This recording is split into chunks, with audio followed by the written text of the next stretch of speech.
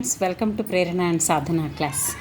భక్తి సూఫీ ఉద్యమాలు భారతీయ సంస్కృతిపై ఇస్లాం ప్రభావం ఏ విధంగా పడిందో ఈరోజు క్లాస్లో చూద్దాం.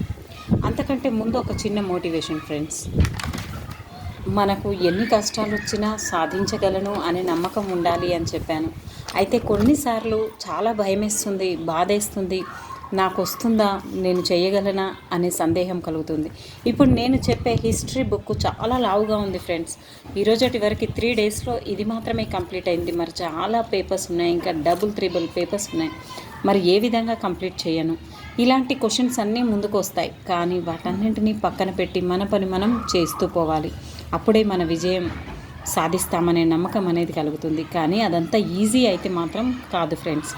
చాలా కష్టాలు అనేటివి చాలా వస్తున్నాయి ఈ మధ్య ఎవరికైనా. కానీ నా ఒక్కదానికే కాదు, ఇలాంటి క్వశ్చన్స్ ఈరోజు మా ఫ్రెండ్ కూడా కాల్ చేసి అడిగింది, వాయిదా పడితే బాగుంటుందేమో, చాలా ఉన్నాయి కదా ఇంకా బుక్స్ చదవాల్సినవి, ఎలా అంటే ఇప్పటికే చదివిన వాళ్ళు చాలామంది ఉన్నారు.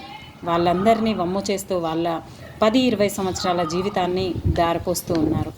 కాబట్టి వారి కోసం మనం వాయిదా పడాలి అనుకోవడం మూర్ఖత్వం. కాబట్టి ఇచ్చిన సమయాన్ని సద్వినియోగం చేసుకుంటూ ఎవరైతే ముందుకు వెళ్తారో ఆ సమయంలో కరెక్ట్గా మనం అనుకున్న ఆన్సర్ని కరెక్ట్గా చేస్తామో ఆ 2.5 లేదా 3 గంటల ఆ జవాబులే మన తలరాతని మారుస్తాయి. కాబట్టి వాటిని మనం బాగా పెట్టాలి అంటే ఇప్పుడున్న ప్రస్తుత సమయాన్ని బాగా యూటిలైజ్ చేసుకోవాలి. Okay friends, let's start our class. ప్రేరణ అండ్ సాధన, భక్తి సూఫీ ఉద్యమాలు, భారతీయ సంస్కృతిపై ఇస్లాం ప్రభావం. భక్తి అనే పదాన్ని చరిత్రకారులు, ఆధ్యాత్మికవేత్తలు వివిధ రకాలుగా నిర్వహించారు. మోక్ష ప్రాప్తికి ఉన్న జ్ఞాన, కర్మ, భక్తి మార్గాల్లో భక్తి మార్గాన్నే సామాన్యులు, మేధావులు అనుసరించినందువల్ల భక్తికి ప్రాచీన కాలం నుంచే విశేష ప్రాధాన్యత లభించింది. అత్యంత భక్తి శ్రద్ధలతో మోక్ష సాధనకై చేసే దైవ పూజనే భక్తి అంటారు. ఆచార్య యూసుఫ్ హుస్సేన్ అనే చరిత్రకారులు భారతదేశంలో భక్తి పునాదులు సింధు నాగరికత శిథిలాల్లోనే ఉన్నాయని పేర్కొన్నాడు. అమ్మ తల్లి, చెట్టు, శివలింగం మొదలైన వాటి ముద్రికలను సింధు ప్రజలు ముద్రించారు. పశుపతి వారి ఆరాధ్య దైవం. దక్షిణ భారతదేశంలోని తమిళ ప్రాంతంలో 6-7 శతాబ్దాల్లో నాయనార్లు, ఆల్వార్లు శివ, విష్ణు ఆరాధకులుగా విడిపోయి తగాదా పడ్డారు. వీరిలో కొందరు మానవులంతా ఒకటేనని, దేవుణ్ణి ఆరాధించడానికి అన్ని వర్గాలు, కులాల వారు, స్త్రీలు, పురుషులు అర్హులేనని ప్రకటించారు. పల్లవ, చోళ, చాళుక్య రాజ్యాల్లోని ప్రజలను ఈ నాయనార్ల, ఆల్వార్ల బోధనలు విశేషంగా ప్రభావితం చేశాయి. భారతదేశంలో ఇస్లాం మత ప్రభావం మూలంగా భక్తి ఉద్యమం మధ్యయుగంలో ఆరంభమైంది. ఇస్లాంలోని ఏకదైవారాధనకు, హృదయ పవిత్రతకు, సోదరీ భావానికి, అహింసకు, సమానత్వ విలువలకు ప్రాధాన్యత ఇచ్చి సూఫీ సిద్ధాంతాలను ప్రచారం చేశారు. తొలి దశ భక్తి ఉద్యమకారుల్లో ముఖ్యులు జగద్గురు శంకరాచార్యులు, రామానుజాచార్యులు, రామానందుడు, కబీరు, గురునానక్. వీరందరూ భగవంతుడు ఒక్కడేనని, నిరాకారుడని, సర్వోన్నతుడని, అతని ఆరాధనకు అందరూ యోగ్యులేనని ప్రబోధించారు. మరి శంకరాచార్యులు 788 నుండి 820కి కాలానికి చెందినవాడు. భక్తి ఉద్యమకారుల్లో శిఖరం వంటివాడు జగద్గురు శంకరాచార్యులు. ఇతడు క్రీస్తు శకము 788లో కేరళలోని కలాడిలో జన్మించాడు. ఇతని బోధనలే అద్వైత సిద్ధాంతంగా ఖ్యాతి గడించాయి. బెనారస్కు చెందిన గోవిందయోగి బోధనలు శంకరాచార్యులను విశేషంగా ప్రభావితం చేశాయి. సామాన్య ప్రజానీకానికి శంకరుల వారి అద్వైత తత్వం అంత శీఘ్రంగా అర్థం కాలేదు. నిర్గుణ బ్రహ్మ, సగుణ బ్రహ్మ భావనలు సామాన్య ప్రజానీకానికి అంత తేలిగ్గా అర్థం కావు. శంకరాచార్యులు మోక్ష ప్రాప్తికి జ్ఞాన మార్గాన్ని సూచించి ఆచరించారు. ఇతని బోధనలు అద్వైతాన్ని మరింతగా సులభతరం చేసి ఇతని వారసులు కృషి చేశారు. రామానుజాచార్యులు 1017 నుంచి 1137 వరకు. భక్తి ప్రబోధకుల్లో శంకరాచార్యుల తర్వాత ఎక్కువ పేరుగాంచిన వారు రామానుజాచార్యులు. ఇతడు శ్రీ పెరంబూర్లో జన్మించాడు. రామానుజాచార్యులు బోధించిన తత్వాన్ని విశిష్టాద్వైతం అంటారు. ఇతని ప్రకారం భగవంతుడు సుగుణ బ్రహ్మ, యావత్ ప్రపంచం అతని సృష్టి, జీవరాశులు అతని సృష్టి, ఇవి కల్పితం కావు. ఇతని ప్రకారం దేవుడు, ఆత్మ, పదార్థం అన్నీ శాశ్వతం. వాస్తవాలు భగవంతునికి పూర్తిగా సమర్పించుకోవడం ప్రభక్తి మార్గం ద్వారా మానవులు మోక్షం పొందవచ్చునని బోధించాడు. అట్టడుగు వర్గాల వారిని ఇతడు వైష్ణవంలోనికి ఆహ్వానించాడు. మధ్వాచార్యులు ఇతడు ద్వైత సిద్ధాంతాన్ని బోధించాడు. ఇతడు కన్నడ ప్రాంతంలో తన బోధనలు ప్రచారం చేశాడు. ప్రపంచం వాస్తవం, అది కల్పితం కాదని ఇతని వాదన. ఆత్మ, దేవుడు, పదార్థం ఈ మూడు ప్రత్యేకమైన స్థానాన్ని ఈ ప్రకృతిలో కలిగి ఉన్నాయి. వల్లభాచార్యులు 1479 నుంచి 1531 వరకు. వల్లభాచార్యులు దక్షిణ భారతదేశానికి చెందిన మరో ప్రముఖ వైష్ణవ భక్తి ప్రబోధకుడు.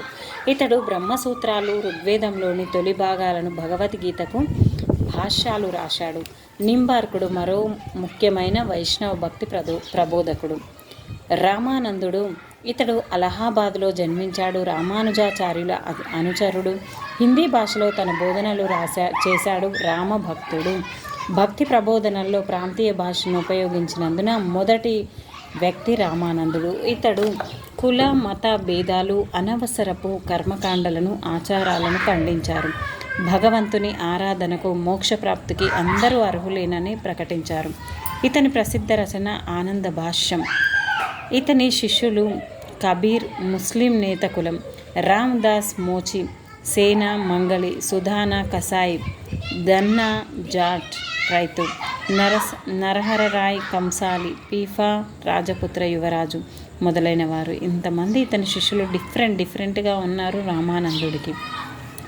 కబీర్ క్రీస్తు శకం 1440 నుంచి 1510 వరకు. మధ్యయుగ భక్తి ప్రబోధకులలో గొప్ప సంఘమత సంస్కరణ భావాలు కలవాడు కబీర్. ఇతడి గురువు రామానందుడు. ఇతడు బనారస్లో ఒక బ్రాహ్మణ వితంతువుకు జన్మించాడని కొందరి పండితుల వాదం. నేత పనిచేసే నీరు నిమిమా అనే ముస్లిం దంపతులు ఇతన్ని పెంచి పెద్ద చేశారు. బనారస్లో ఉన్నప్పుడే హిందూ మతం, హిందూ ప్రాచీన గ్రంథాల గురించి నాటి సారాంశాన్ని తెలుసుకున్నాడు. ఈ కాలంలో ఇస్లాంలోని పవిత్ర సూత్రాలు గ్రహించాడు. ఈ రెండు వర్గాల మధ్య సఖ్యతకు కృషి చేశాడు కబీర్. కబీర్ బోధనలు భగవంతుణ్ణి ఒక్కడే నిరాకారుడు, భక్తి ఒక విశ్వాసం, రాయిని చెట్టును పూజించడం అవివేకం, ఉత్తమ గుణాలు ప్రతిరూపమే దైవం, విగ్రహారాధనను, సాంప్రదాయాలను, ఆచారాలను, నమ్మకాలను ఖండించాడు. భగవంతుడు మంచి ఆలోచనలకు, పనులకు ప్రతిరూపం.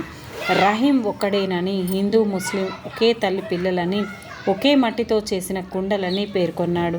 పవిత్ర హృదయం, మంచి ఆలోచనలు, నిజాయితీ మోక్షానికి మెట్లు అని పేర్కొన్నాడు.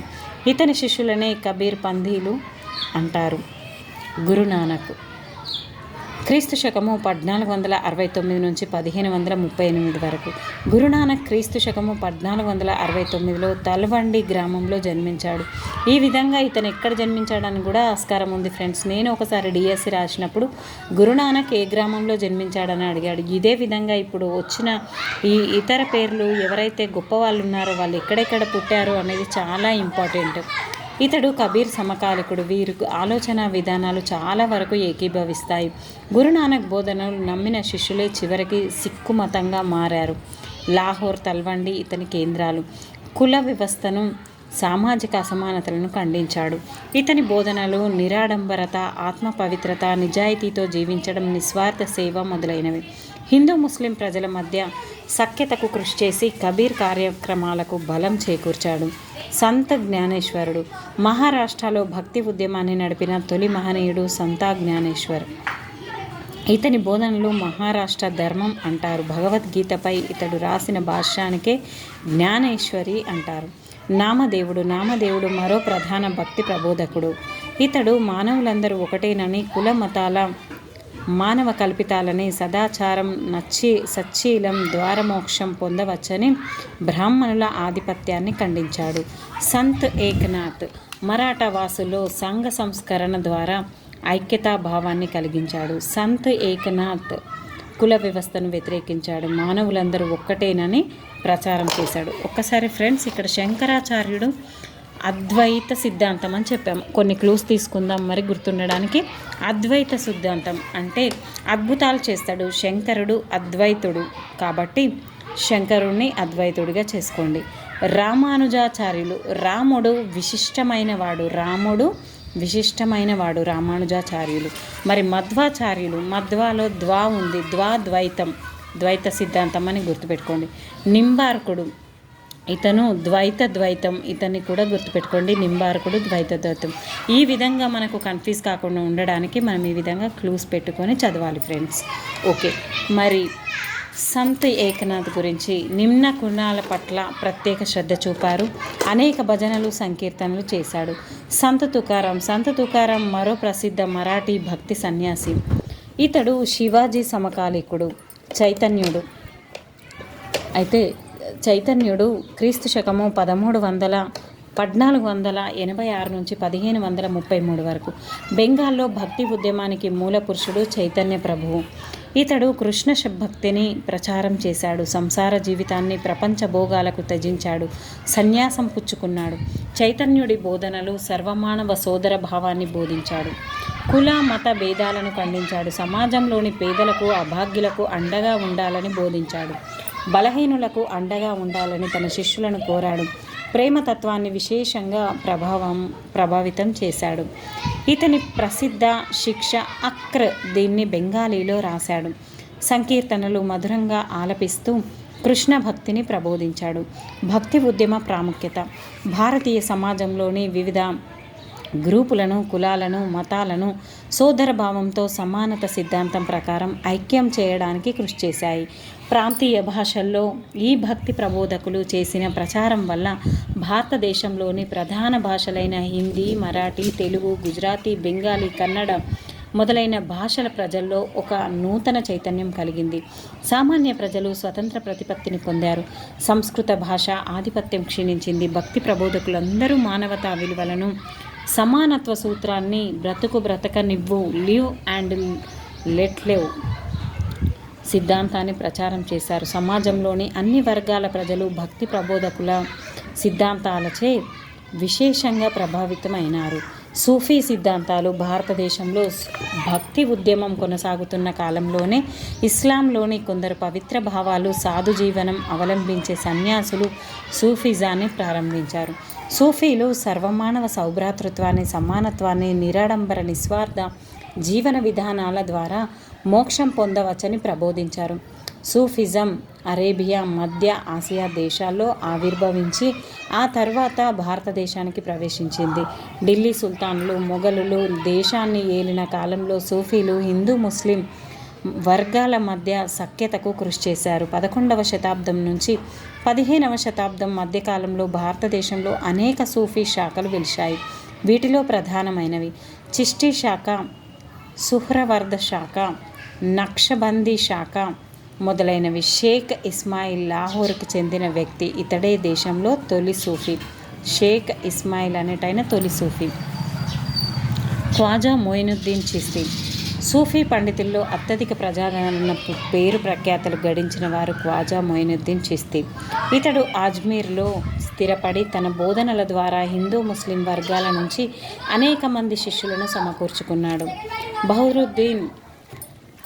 బహ్రూద్దీన్ జకారియా. ఆ కాలంలో పేరుగాంచిన మరో సూఫీ సన్యాసి బహ్రూద్దీన్ జకారియా.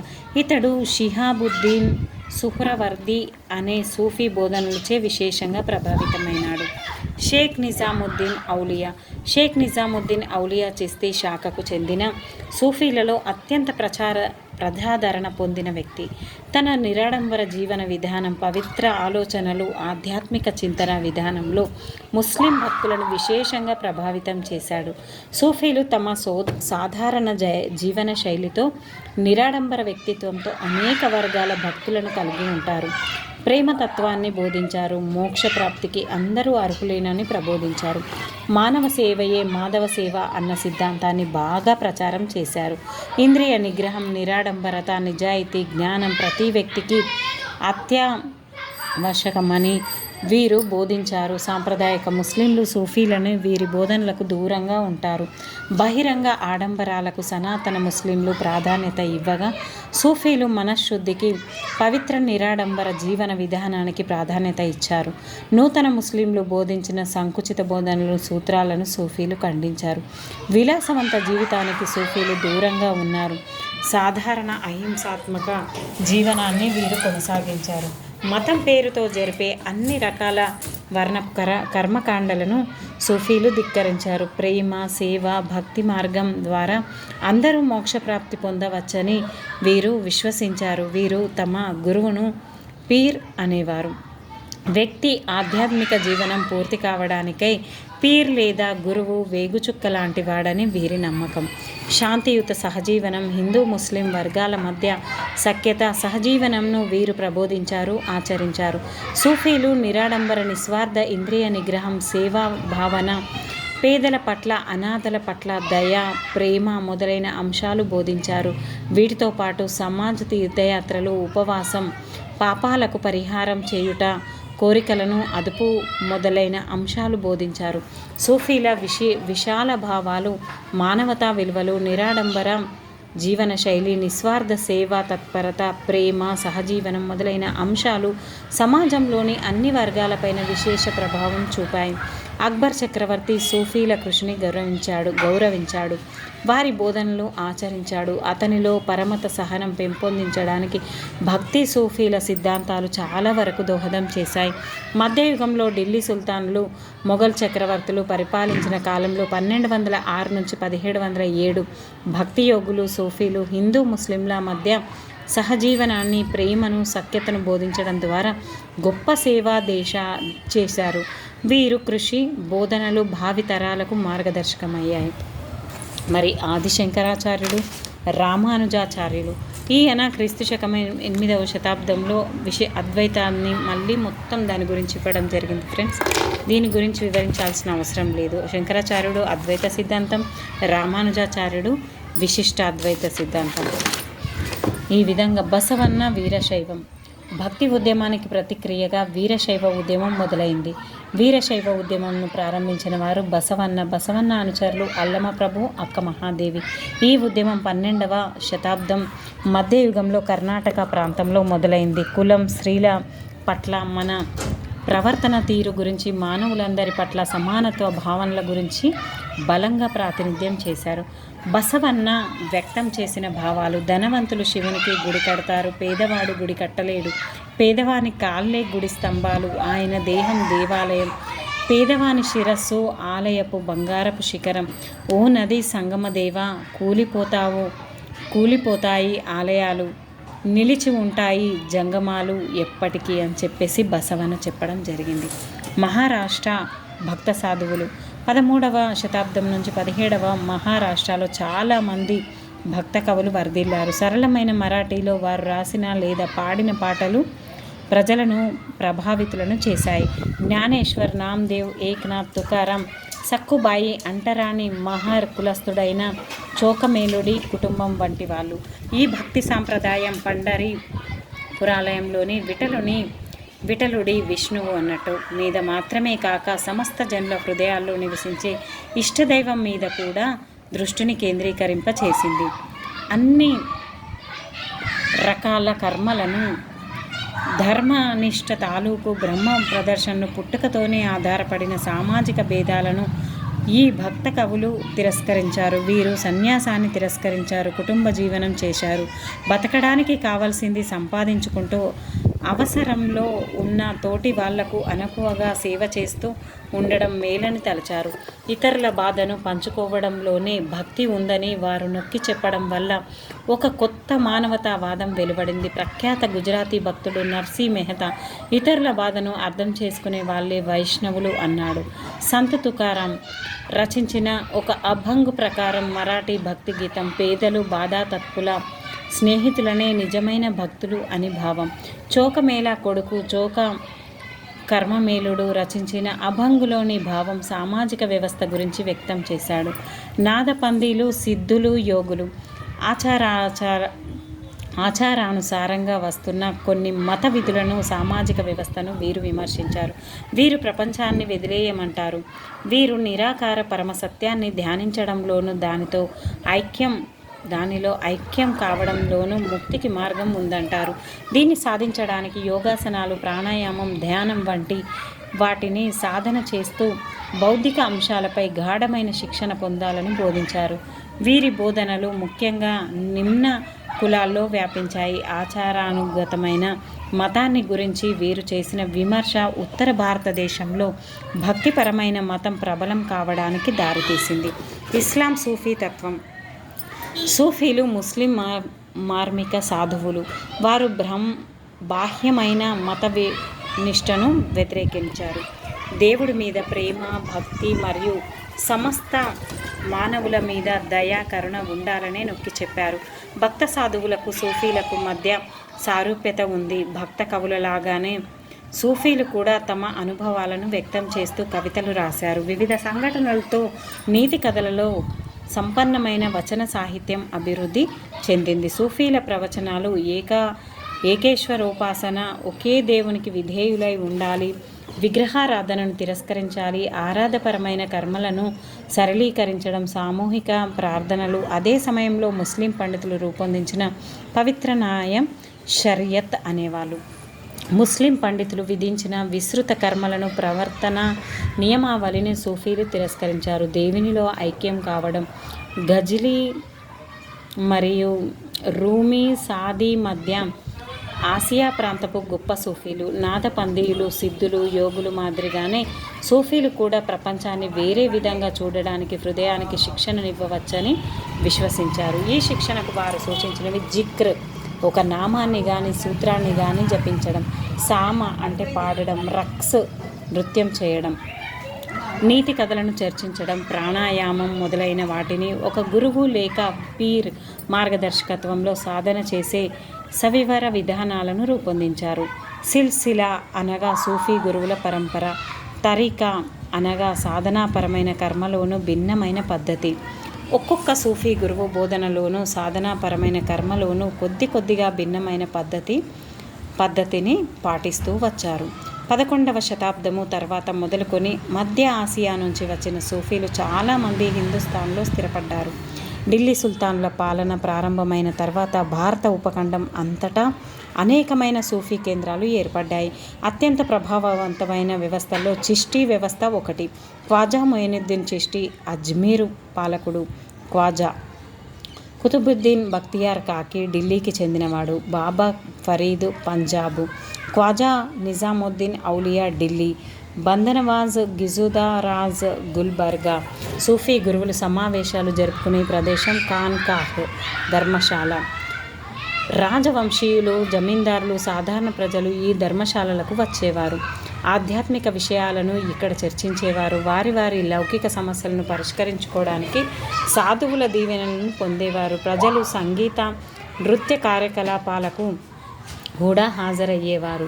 సూఫీ గురువులను అలౌకిక శక్తులుంటాయని, వారు రోగాలను తొలగిస్తారని ప్రజల నమ్మకం. సూఫీ సాధువుల గోరీలు, సమాధి, దర్గా యాత్రాస్థలాలుగా మారాయి. భారతదేశంలో కొత్త మత విశ్వాసాల అభివృద్ధి. 13వ శతాబ్దం తర్వాత ఉత్తర భారతదేశంలో భక్తి ఉద్యమము కొత్త తరంగం పైకి లేచింది.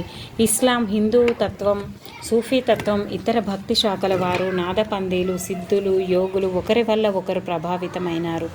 కొత్త పట్టణాలు, రాజ్యాలు 13వ శతాబ్దంలో ఏర్పడినవి. కబీరు, బాబా, గురునానక్ వంటి వాళ్ళు కొందరు చాదస్తపు ఆచారాలను, నమ్మకాలను తిరస్కరించారు. బమ్మెర పోతన, అన్నమాచార్య, చైతన్య ప్రభు, తులసీదాసు, సూరదాసు వంటి వాళ్ళు అప్పటి విశ్వాసాలను, సాధనాలను స్వీకరిస్తూనే వాటిని అందరికీ అందుబాటులోనికి తేవాలని ప్రయత్నించారు. భక్తి సాధువుల విశిష్ట లక్షణాలు. ప్రాంతీయ భాషలో రాయటం, పాడటానికి వీలుగా ఉండటం. ఈ కీర్తనలు ఒక తరం తర్వాత మరొక తరం వారికి మౌఖికంగా చేరుతూ ఉంటాయి. సాధారణంగా నిరుపేదలు, నిరాధారులు అయిన సముదాయాల వాళ్ళు, స్త్రీలు ఈ పాటలను వినిపిస్తూ వచ్చారు. ఈ పాటల్లో పాడేవారి అనుభవాలను కూడా కలుపుతూ వచ్చారు. ఇప్పుడు లభ్యమవుతున్న పాటల రచనల్లో సాధు సజ్జనుల పాలు ఎంత ఉందో తరతరాలుగా వాటిని పాడుతూ వస్తున్న జనుల పాలు కూడా అంతే ఉంది. అయితే బమ్మెర పోతన నివాసం వరంగల్ దగ్గరలోని బమ్మెర గ్రామం ప్రసిద్ధమైన మహాభాగవతాన్ని తెలుగులోనికి అనువదించాడు. మహాభారతాన్ని తెలుగులోనికి అనువదించింది బమ్మెర పోతన. ఈయన గ్రామం పేరుతోనే ఈయన ప్రసిద్ధి చెందాడు. ఆయన తన సహజ భక్తితత్వపరమైన భావాలను వెల్లడించడానికే కానీ పాండిత్య ప్రదర్శనకు కవిత్వం రాయలేదు. తాళ్లపాక అన్నమాచార్య 1408 నుంచి 1503 వరకు. ఈయన ఆంధ్రప్రదేశ్కు చెందిన వాగ్గేయకారుడు. ఈయన పదకవితా పితామహుడుగా ప్రసిద్ధి చెందాడు. ఈయన తిరుపతి వెంకటేశ్వర స్వామి వైభవాన్ని కీర్తనల రూపంలో రాయడానికి పాడడానికి తన జీవితాన్ని అంకితం చేశాడు. అతని కీర్తనలు చాలా వరకు ఆశువుగా గ్రాంధిక భాషలో కాకుండా వాడుక భాషలో తెలుగు నుడికారాలలో ఉంటాయి. ఈయన శ్రీ వెంకటేశ్వర స్వామిపై 32,000 కీర్తనలు రాశాడని అన్నమాచార్య చరిత్రము గ్రంథము ఆధారంగా తెలుస్తుంది. ఈయన కీర్తనలో నైతికత, ధర్మం, నిజాయితీ వంటి అంశాలు ప్రధాన అంశంగా ఉంటాయి. అంటరానితనం వంటి సాంఘిక దురాచారాలను వ్యతిరేకించాడు. ఒక్కసారి తన కీర్తనను చూద్దాం ఫ్రెండ్స్. బ్రహ్మముక్కటే పర బ్రహ్మముక్కటే పర బ్రహ్మముక్కటే తందనానాహి తందనానా పురి తందనానా భల తందనాన భల తందనాన భల తందనాన. ఏ కులజుడైననేమి ఎవడైనానేమి అందరికీ ఉండేది అది ఒకటే వంటి సంకీర్తనంలో భగవంతునికి మానవునికి మధ్య గల సంబంధం విషయంలో రంగు, కులం, ఆర్థిక స్తోమత వంటి వ్యత్యాసాలు ఉండేవని చెప్పారు.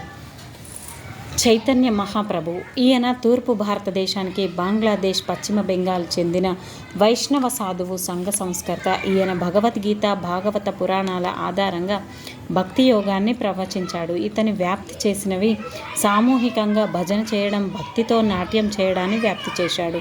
ఈయన కృష్ణ భక్తుడు. హరే కృష్ణ మంత్రాన్ని బహుళ ప్రచారంలోనికి తెచ్చారు.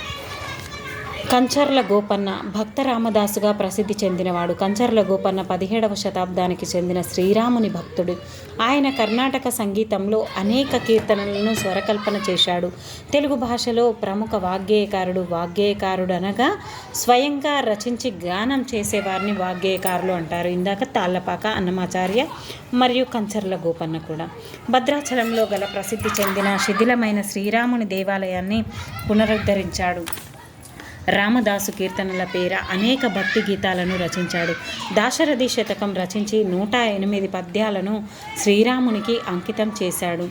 ఏ తీరుగా నేను దయచూసెదవో ఇనవంశోత్తమ రామా నా తరమా భవ సాగరమీదను అనే కీర్తనాకారుడు భక్త రామదాసు కంచర్ల గోపన్న.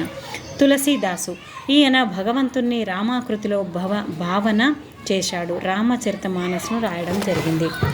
రచించిన వారు తులసీదాసు దీనిని అవధి భాషలో రాశాడు. అవధి భాష తూర్పు ఉత్తరప్రదేశ్లో వాడుకలో ఉంది. ఈ గ్రంథం భక్తిభావ ప్రకటన పరంగాను సాహిత్యపరంగాను ప్రాముఖ్యత కలిగి ఉంది. శంకరదేవుడు తులసీదాస్ సమకాలికుడు. 15వ శతాబ్దం అస్సాం వాసి అయిన శంకరదేవుడు విష్ణు భక్తిని ఉద్ఘాటించాడు. ఈయన అస్సామీ భాషలో అనేక కావ్యాలు, నాటకాలు రాశాడు. నామ్ఘర్ అనే పేరుతో ఆయన భగవన్నామ జపన్ ధ్యానాల కోసం మందిరాలను ఏర్పాటు చేసే సాంప్రదాయాన్ని నెలకొల్పాడు. ఈ సాంప్రదాయం ఇప్పటికీ కొనసాగుతూ ఉంది. ఇదే సాంప్రదాయంలోని భక్తులు దాదు దయాలు, రవిదాసు, మీరాబాయి, శంకరదేవుడికి వీళ్ళంతా ఇదే సాంప్రదాయంలో ఉన్నారు. మీరాబాయి రాజపుత్ర శ్రీ మేవారు వంశం రాజకుటుంబం వారి కోడలు. 16వ శతాబ్దంలో జీవించినది. అంటరాని కులంలో పుట్టి ప్రసిద్ధురాలైన రవిదాసుకు మీరాబాయి శిష్యురాలు. ఈమె కృష్ణ భక్తురాలు. ప్రగాఢ భక్తిని వ్యక్తీకరిస్తూ లెక్కలేనన్ని భజన గీతాలు రాసింది. అవి రాజస్థాన్లోను గుజరాత్లోను బాగా ప్రచారం చెందాయి. ఈ విధంగా మనకు మళ్ళీ కబీర్ గురించి, అదేవిధంగా బాబా గురునానక్ గురించి ఇవ్వడం జరిగింది ఫ్రెండ్స్. ఈ విధంగా ఇక్కడ మనకి ఏంటంటే గురునానక్ గురించి ఆయన అభిప్రాయంలో మోక్షం అనేది సమాజం పట్ల దృఢమైన స్తబ్దతతో క్రియాశీలమైన జీవితాన్ని గడపడమే కానీ నిశ్చలానంద స్థితి కాదు. ఈయన బోధనలకు సారభూతమైన 3 మాటలు: నామ్ సరైన ఆరాధన, దాన్ ఇతరుల సంక్షేమం, ఇస్నాన్ శుభ్రమైన నడవడి. ఆయన బోధనలు నామ్, జప్నా, కీర్త్, కర్ణ, వంద్, చహన అనే మాటలతో గుర్తించుకుంటారు. నామ్ అంటే జపము, కీర్త్ కర్ణ, వంద్ అంటే చట్న. సరైన విశ్వాసం, ఆరాధన, నిజాయితీతో కూడిన జీవితం, ఇతరులకు సహాయపడడం ముఖ్యమని నొక్కి చెప్పాయి. సమానత్వంపై ఆయన వ్యక్తపరిచిన అభిప్రాయాలు సామాజిక రాజకీయ ప్రాముఖ్యతను సంతరించుకున్నాయి. Thank you friends. ఈ వీడియో మీకు నచ్చింది అనుకుంటున్నాను. Thank you everyone. నా వీడియోస్ని ఇదే విధంగా సబ్స్క్రైబ్ చేస్తూ లైక్ చేయండి, షేర్ చేయండి. మరో 10 మందికి షేర్ చేయడం వల్ల ఏంటంటే వాళ్ళ కుటుంబాల్లో కూడా ఏదో ఒక రకంగా నేను కొంత మేరకైనా ఒక అనువంతైనా కానీ వాళ్ళకి మోటివేట్ చేస్తూ ఈ లెసన్స్ని చెప్తున్నందుకు నాకు కూడా కొంచెం ఆనందంగా ఉంటుంది friends. Please like, share, subscribe my channel. Like మాత్రం చేయడం లేదు. ఇప్పటికీ 700 పైచిలకు మంది ఉన్నారు, దాదాపుగా 800 మంది ఉన్నారు. కానీ లైక్ అనేది నేను మాత్రమే చేసుకోవడం జరుగుతుంది. ఎందుకు మరి మీకు నచ్చడం లేదా? ప్లీజ్ ఫ్రెండ్స్ కామెంట్ చేయండి, లైక్ చేయండి, సబ్స్క్రైబ్ చేయండి, ఇతరులకు షేర్ చేయండి. Thank you everyone. Keep smiling.